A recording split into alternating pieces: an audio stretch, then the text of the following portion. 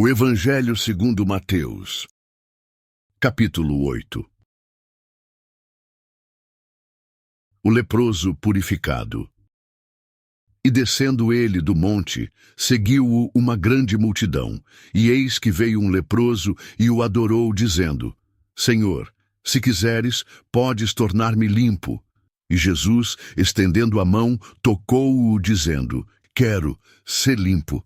E logo ficou purificado da lepra. Disse-lhe então Jesus: Olha, não o digas a alguém, mas vai, mostra-te ao sacerdote e apresenta a oferta que Moisés determinou para lhe servir de testemunho. O centurião de Cafarnaum.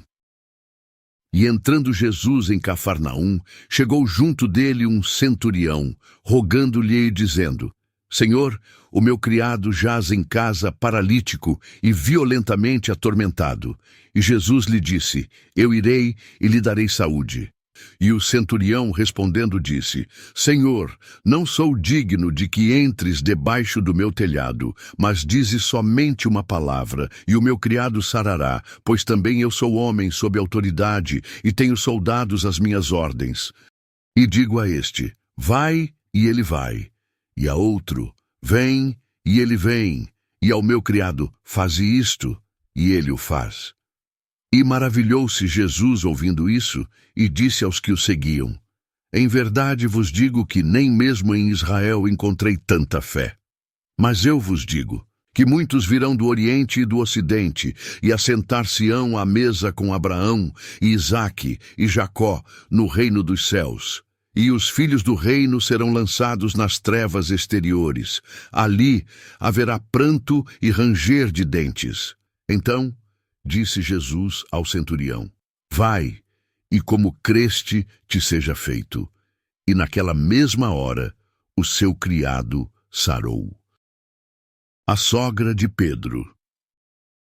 E Jesus, entrando na casa de Pedro, viu a sogra deste jazendo com febre, e tocou-lhe na mão, e a febre a deixou, e levantou-se e serviu-os.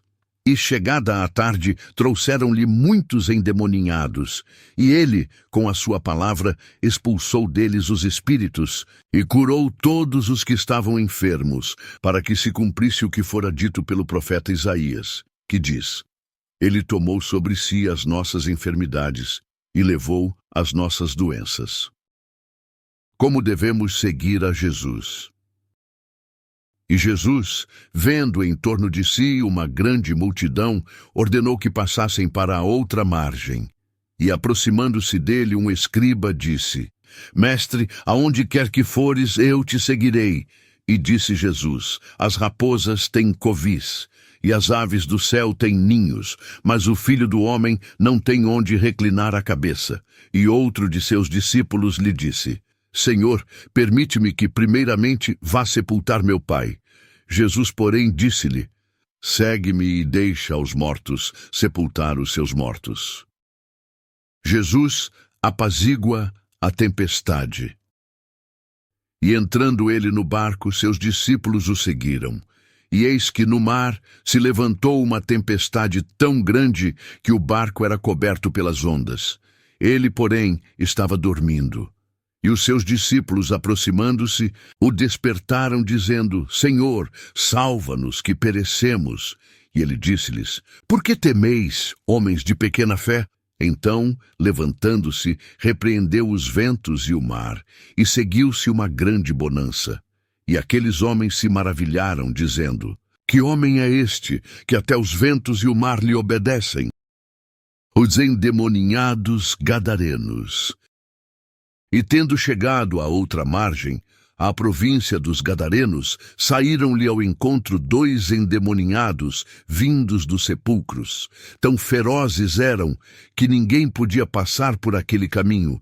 E eis que clamaram, dizendo: Que temos nós contigo, Jesus, Filho de Deus? Vieste aqui atormentar-nos antes do tempo. E andava pastando distante deles uma manada de muitos porcos. E os demônios rogaram-lhe, dizendo: Se nos expulsas, permite-nos que entremos naquela manada de porcos. E ele lhes disse: Ide. E, Saindo eles, se introduziram na manada dos porcos. E eis que toda aquela manada de porcos se precipitou no mar por um despenhadeiro, e morreram nas águas. Os porqueiros fugiram, e chegando à cidade, divulgaram tudo o que acontecera aos endemoninhados. E eis que toda aquela cidade saiu ao encontro de Jesus, e vendo-o, rogaram-lhe que se retirasse do seu território.